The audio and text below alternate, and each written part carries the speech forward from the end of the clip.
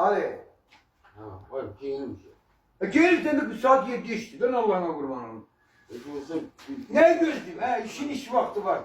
Sen de lan, sana demiştin değil mi sabahları ben kreditti. Bilmem ha.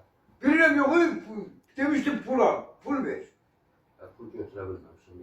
İkize bin sabır ol, dursunlar. Ay beni yandır, ne götürebilmem seni ha? Pul da götürebilmem. Ha kazıyınca gelmemiş, niye götürmürdün ki? Bu sen diyebilmirdin ki, camata ben borcum var. Ben dinle yaşıyor musunuz? 2 gün sabır ol. Ay, Ortada. Salih, Salih, Söyleyeceğim. Salih, ben her şeye dözerəm.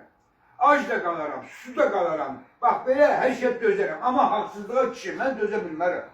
Ay, yatmış atın təpiyi ağır olur, ha. Bilirəm, 2 gün sabır ol, çizeceğim. Zengini götür, ay kişi götür zengini de kazanın. Zengini denin ki pul lazımdır. Götür edin, ha. Buradaydı, ne dedim, dedi ki kursunlarımı vereceğim. Salih, hele demek denin ki pulu alıp emmişəm. Pulu alıp yemişəm. Orta tutarım, bak o işler yemişsin. Ay, mən... Kursunlarım 100 faydalı. Salih, mənə dəxli yox, qardaş. Mənə istəyirsən özün bırak. Sen ne kadar öpüyorsun? 350 manat sabah mən pul keçirməliyim, ha kişi. Yaxşı, akşam vuralım kartı.